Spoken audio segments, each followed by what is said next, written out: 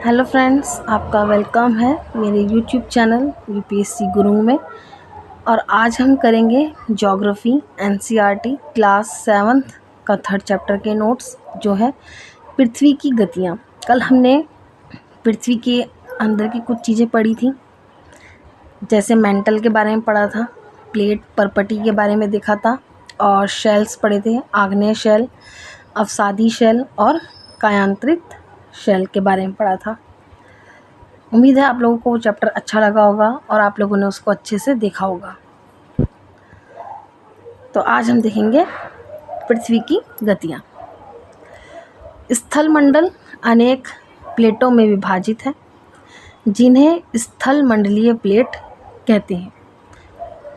प्लेटों में गति पृथ्वी के अंदर पिघले हुए मैग्मा, ठीक है, मैग्मा याद रखिएगा, पिघले हुए मैग्मा में होने वाली गति के कारण होता है।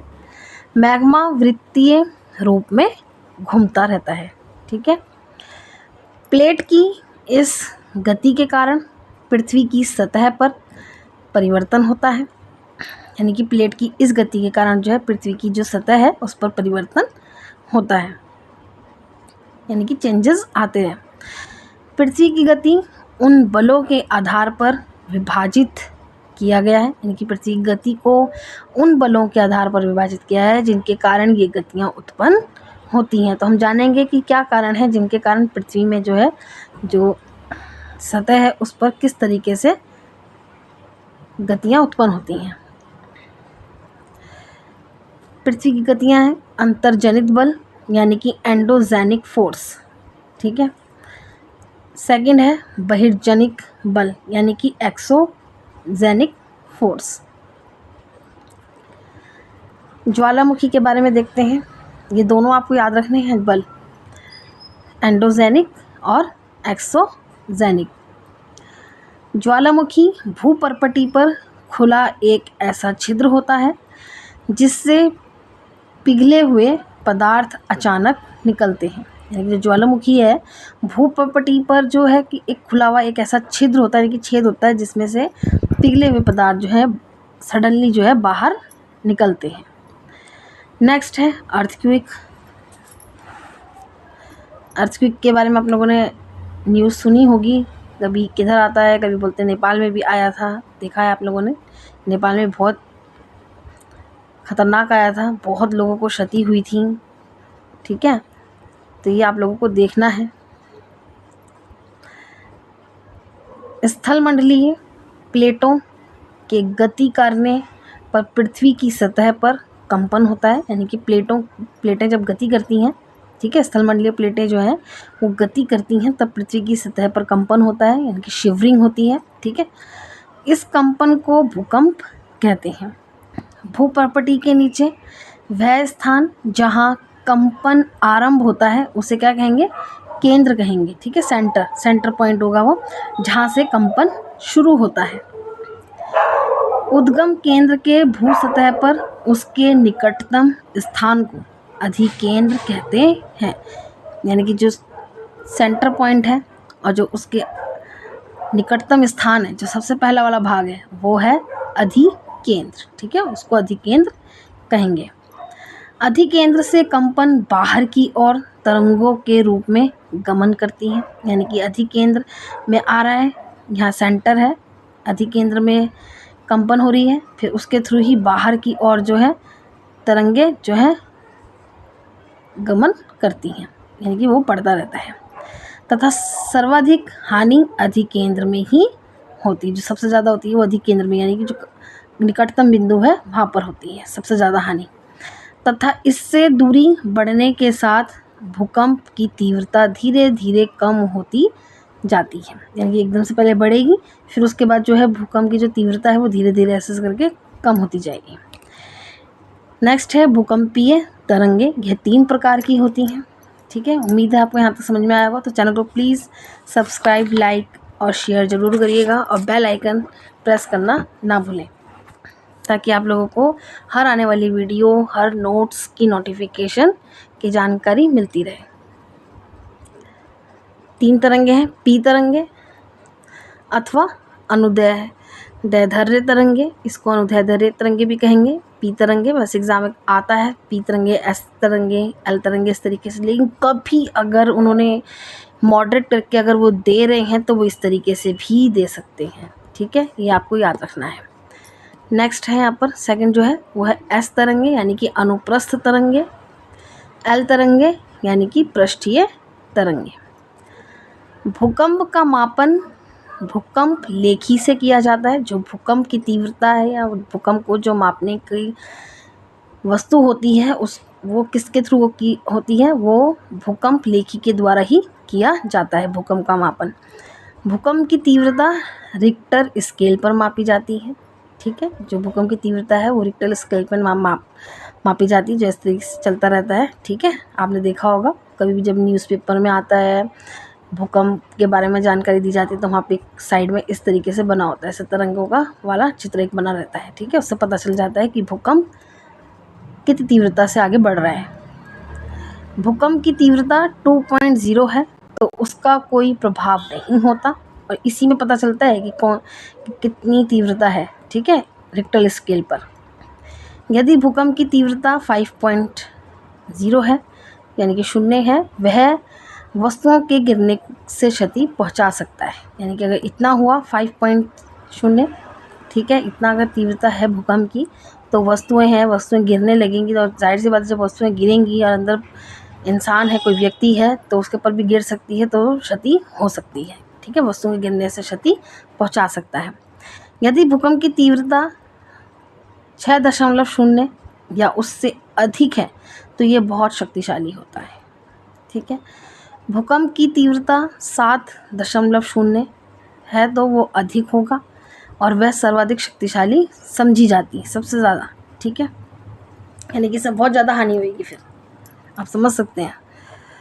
नेक्स्ट है मुख्य स्थलाकृतियाँ। पृथ्वी की सतह पर शैलों के टूटने से अपक्षय की क्रिया होती है, यानी कि शैलें टूटेंगी तो अपक्षय की क्रिया होती है। भूदृश्य पर जल, पवन एवं हिम जैसे विभिन्न घटकों के द्वारा होने वाले क्षय को अपरदन कहते हैं। यानी कि जल, पवन, हिम, इनके घटकों के द्वारा जो क्षय होता है उसको अपरदन कहते हैं। अपरदन वह निक्षेपण के ये प्रक्रम पृथ्वी के धरातल पर विभिन्न स्थलाकृतियों का निर्माण करते हैं। यानी कि जो अपरदन एवं निक्षेपण है ये पृथ्वी की धरातल पर जो है विभिन्न प्रकार की स्थलाकृतियों का निर्माण करते हैं, ठीक है। नेक्स्ट है नदी के कार्य। अब देखेंगे यहाँ पे नदी के कार्य क्या है। जब नदी किसी खड़े ढाल वाले स्थान से अत्यधिक कठोर शैल या खड़े ढाल वाली घाटी से गिरती है तो यह जलप्रपात बनाती है, ठीक है। आपने जलप्रपात के बारे में पढ़ा होगा, जलप्रपात देखे होंगे किस तरीके से होते हैं। अगर ढाल किसी नदी, मतलब जो नदी है वो किसी खड़े ढाल वाले स्थान से या कोई कठोर चीज शैल है वहाँ से, खड़े ढाल वाली घाटी से अगर नीचे गिर रही है, ठीक है, अगर इस तरीके से है और यहाँ पे नीचे गिर रही है डायरेक्ट ऐसे करके, तो वो जलप्रपात बनाती है, उसको जलप्रपात बोलेंगे। नोट है यहाँ पे, सबसे ऊंचा जलप्रपात दक्षिण अमेरिका के वेनेजुएला का एंजल जलप्रपात है, ठीक है। ये नोट करेंगे यहाँ पर, ये कॉम्पिटिटिव एग्ज़ाम में भी पूछा जा सकता है, स्टेट वाले में और पीसीएस में भी, ठीक है। इसको देखेंगे आप। नेक्स्ट है नोट, उत्तरीय अमेरिका, कनाडा तथा जिम्बाब्वे की सीमा पर नियाग्रा जलप्रपात है, ठीक है। नियाग्रा जलप्रपात कहाँ पर है, आप मैप में देखेंगे, मैप में आपको पता चलेगा कि नियाग्रा जलप्रपात कहाँ पर है। उत्तरी अमेरिका, कनाडा तथा जिम्बाब्वे की सीमा पर। अफ्रीका में ज़ाम्बिया एवं जिम्बाब्वे की सीमा पर कौन सा है, विक्टोरिया जलप्रपात, याद रखेंगे आप, ये कहाँ पर है, अफ्रीका में ज़ाम्बिया एवं जिम्बाब्वे की सीमा पर, याद रखेंगे। नेक्स्ट पॉइंट है, जब नदी मैदानी क्षेत्र में पहुंचती है यानी कि प्लेन साइड में पहुंचती है तो वह मोड़दार मतलब मोड़दार मार्ग बनाती है या फिर मोड़दार मार्ग पर ही बहने लगती है। इस तरीके से जो मोड़दार मार्ग होते हैं ना, ऐसे ऐसे, ठीक है, इस तरीके से नदी के इन्हीं मोड़ों को है विसर्प कहते हैं। जाहिर सी बात है, जब वो ऐसे ऐसे मोड़दार मार्ग बना रही है तो उसको विसर्प ही कहा जाएगा, क्योंकि वो विसर्प की ही शेप में जा रहा है, ठीक है, सर्प की तरीके से। समय के साथ विसर्प लूप नदी से कट जाते हैं, यानी कि जो विसर्प लूप है वो नदी से कट जाते हैं और एक अलग झील बनाते हैं, जिसे चाप झील भी कहते हैं। बाढ़ के कारण नदी के तटों के निकटवर्ती क्षेत्रों में महीन मिट्टी एवं अन्य पदार्थों का निक्षेपण करती है, ठीक है, यानी कि बाढ़ के कारण जो नदी के तट हैं वो निकटवर्ती क्षेत्रों में महीन मिट्टी एवं अन्य पदार्थों का निक्षेपण करती है। इससे समतल उपजाऊ बाधाकृत मैदान का निर्माण होता है, यानी कि समतल उपजाऊ एवं बाधाकृत मैदान का निर्माण होता है। नदी के उत्थित तटों को तटबंध कहते हैं। समुद्र तक पहुँचते पहुँचते नदी का प्रवाह जो है वो धीमा होता जाता है। स्टार्टिंग में तेज़ी से जा रही है वो, लेकिन जैसे जैसे जैसे दूर तक पहुँचती रहती है, यानी कि समुद्र तक अगर पहुँचेगी, पहुँचते पहुँचते उसका जो प्रवाह है वो स्लो हो जाता है, यानी कि धीमा हो जाता है, तथा नदी अनेक धाराओं में विभाजित हो जाती है। अब यहाँ से ऐसे नदी आ रही है, नदी जो है जहाँ जहाँ उसको ढलान मिलता रहेगा वो उसी तरीके से विभाजित होती रहेगी, यानी कि उसकी अनेक शाखाएं बनती रहती हैं, यानी कि धाराएं बनती रहती हैं और अलग अलग धाराओं में विभाजित हो जाती है, जिनको वितरिका कहा जाता है। कभी पूछा जाए अगर वितरिका किसे कहते हैं, तो ये नदियों की धाराओं को ही कहा जाता है, जब वो धाराओं में विभाजित हो जाती है। अपने साथ लाए मलबे का निक्षेपण करने लगती हैं, तथा जो जितनी भी धाराओं में विभाजित हो जाती है नदी, और धाराओं के साथ अगर अपना जैसे धाराएं हैं, अगर एक नदी है और नदी अगर समुद्र तक जा रही है और अलग अलग भाग में पार्टिसिपेट हो गई हैं, वो उनकी 7 धाराएं बन गई हैं, एग्जाम्पल है 7 या 5 4 जितनी भी बन गई हैं, और जितनी भी धाराएं बन गई हैं तो वो अपने साथ मलबे का निक्षेपण करने लगती हैं। सभी मुहानों के अवसादों के संग्रह से जो है डेल्टा का निर्माण होता है। तो अब आपको पता चलेगा यहाँ पर कि डेल्टा का निर्माण कैसे होता है और डेल्टा या फिर किसे कहते हैं। नदियों द्वारा जो मलबे का निक्षेपण होता है और जब वो एक जगह इकट्ठा हो जाता है, यानी कि जो अवसाद हैं किसी मुहाने पर आकर रुक जाते हैं, संग्रह हो जाते हैं, इकट्ठे हो जाते हैं, तो उसे डेल्टा कहा जाता है या फिर डेल्टा का निर्माण होता है। नेक्स्ट है समुद्री तरंग के कार्य। यहाँ पे समुद्री तरंग के कार्य देखेंगे। समुद्री तरंगे लगातार शैलों से टकराती रहती हैं, जिससे दरार विकसित होती है। इनको समुद्री गुफा कहते हैं। अब जो समुद्री लहरें हैं वो लगातार, यहाँ पे एक शैल है और वो लगातार शैल से टकरा रही हैं, ठीक है, लगातार टकरा रही हैं, तो वहाँ पे एक होल हो जाता है इस तरीके से, जैसे ये शैल है आप लोगों का पूरा फिल किया हुआ है, शैल भरा हुआ है जैसे, ठीक है, पूरा शैल है, ठोस है, और लगातार जो समुद्र की लहरें हैं वो लगातार उससे टकरा रही हैं, तो यहाँ पर वो खाली हो जाता है। तो एक तरह से वो क्या हो जाता है, समुद्री गुफा, यानी कि गुफा की शेप ले लेती है, जैसे टनल होते हैं ना एक तरीके से, आपने देखे होंगे, तो वो उस तरीके से बन जाती है, जिसको कहते हैं समुद्री गुफा। इन गुफाओं के बड़े होते जाने पर इनमें केवल छत ही बचती है, यानी कि जितना वो लहरें उनसे टकराती रहेंगी, तो ये यहाँ पर ये भी हट जाएगा, पूरा हट जाएगा, तो यहाँ पे क्या बचेगा, सिर्फ एक छत रह जाती है, ठीक है, सिर्फ छत बचती है, जिसे तटीय मेहराब बनते हैं, जिन्हें क्या कहते हैं, तटीय मेहराब। लगातार अपरदन छत को भी तोड़ देता है, और लगातार जो अपरदन होता है, लहरें टकराती रहती हैं, तो उससे क्या होता है कि वो जो छत होती है वो भी टूट जाती है और केवल दीवारें ही बचती हैं। सिर्फ पिलर टाइप एक तरीके से, ऐसे आपको लगेगा कि पिलर है, लेकिन वो इस तरीके से सिर्फ यहाँ पर साइडों में दीवारें ही बचती हैं, छत भी टूट जाती है। इन आकृतियों को स्टैक कहते हैं। कभी पूछा जाए एग्ज़ाम में कि स्टैक किसे कहते हैं, और वहाँ पे सिर्फ आपको 2-3 लाइनों का सेंटेंस दिया गया है, डाइवर्ट करके भी दे सकते हैं, तो आपको याद रखना है कि जब छतें भी नहीं रहती, आपको याद रखना है कि सिर्फ दीवारें ही बचती हैं, तो उसको स्टैक कहते हैं। नेक्स्ट है समुद्र जो है, समुद्र जल के ऊपर लगभग ऊर्ध्वाधर उठे हुए ऊंचे शैलीय तटों को समुद्री भृगु कहते हैं। ठीक है, याद रखेंगे आप यहाँ पर। समुद्री तरंगे किनारों पर अवसाद जमा कर समुद्री पुलिन का निर्माण करती हैं। अब जो समुद्री तरंगे हैं वो किनारों पर अवसाद जमा कर देती हैं, उसको क्या कहेंगे, समुद्री पुलिन। तो वो एक तरीके से समुद्री पुलिन का निर्माण करती हैं। नेक्स्ट है हिमनद के कार्य। अभी हमने नदी के पढ़े ना, अब पढ़ेंगे हिमनद के कार्य। हिमनद या हिमानी बर्फ़ की नदियाँ होती हैं। हिमनद किसे कहते हैं, बर्फ़ की नदियों को। ये गोलाश्मी मिट्टी और पत्थरों को अपरक्षित या अपर्दित कर देती हैं। ठीक है, हिमनद गहरे गतों का निर्माण करते हैं। पर्वतीय क्षेत्र में बर्फ़ पिघलने से उन गतों में जल भर जाता है और वे सुंदर झील बन जाते हैं। ठीक है, झील देखा होगा आप लोगों ने अधिकतर, तो वो इसी तरीके से बनते हैं।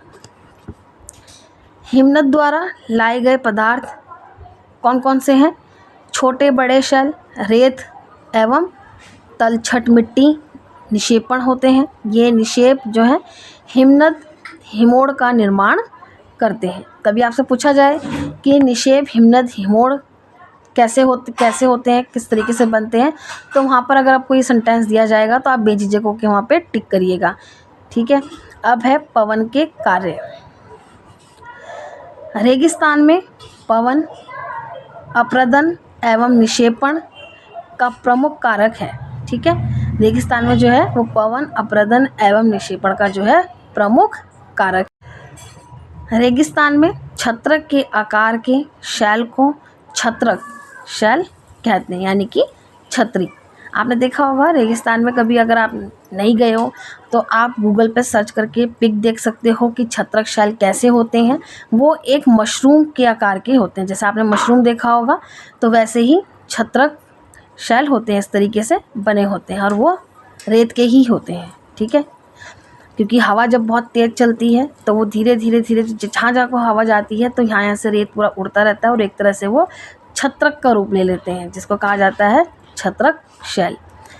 पवन शैल के ऊपरी भाग के अपेक्षा निचले भाग को आसानी से काटती है। अभी जैसे मैंने बताया ना कि जब हवा चलती है तो यहाँ साइड की जितनी भी रेत होती है वो हटती रहती है और जहाँ पर टिकाऊपन है उसका तो वहाँ पर वो वैसी ही रहती है। तो उस आसानी से जो क्या है, जो ढीली चीज़ होती है, मतलब ढीली मिट्टी होती है, ढीली रेत होती है निचले भाग में, वो आसानी से कटती रहती है हवा के थ्रू और जो बचता है वो एक छतरी का आकार ले लेता है, जिसको छत्रक शैल कहते हैं। पवन चलने पर यह अपने साथ रेत को एक स्थान से दूसरे स्थान पर पहुंचाती है। यह रेत गिरकर छोटी पहाड़ी बनाती है, यानी कि जहाँ रेत गिरेगी वहाँ पर एक तरीके से छोटी पहाड़ी बन जाएगी, जिनको हम क्या कहते हैं, बालू टिब्बा। याद रखेंगे आप, बालू टिब्बा रेत का ही होता है, लेकिन वो किस तरीके से होता है यहाँ पे आपको अच्छे से ये जानना है। जब ये बालू के कण विस्तृत क्षेत्र में निक्षेपित हो जाते हैं तो इसे लोएस कहते हैं। जब ये बड़े आकार में निक्षेपित होंगे तब कहेंगे इनको लोएस। चीन में सबसे ज़्यादा विशाल लोएस निक्षेप पाए जाते हैं। याद रखेंगे आप कि चीन में स्पेशली, ठीक है, चीन में सबसे ज़्यादा लोएस जो हैं वो पाए जाते हैं, यानी कि ज़्यादा विशाल, यानी कि बड़े आकार में। ठीक है, तो यहाँ पे आप लोगों का ये चैप्टर फिनिश होता है। उम्मीद है आप लोगों को ये चैप्टर के नोट समझ में आए होंगे और जहाँ जिसको समझ में ना आए तो प्लीज़ मुझे कमेंट बॉक्स में मैसेज करिएगा। और कल हम देखेंगे एयर, यानी कि वायु चैप्टर पढ़ेंगे हम।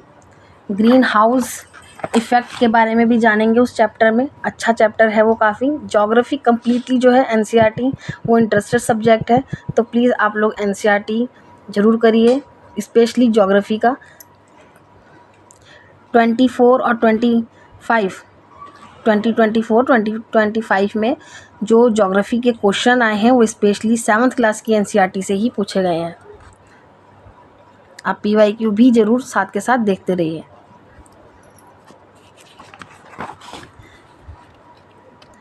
बाकी आप सबको नोट्स बनाते रहना है और कंटिन्यू चैप्टर भी पढ़ना है बुक में। कल मिलते हैं वायु चैप्टर के संग, तब तक के लिए आप सबको मेरा बाय बाय।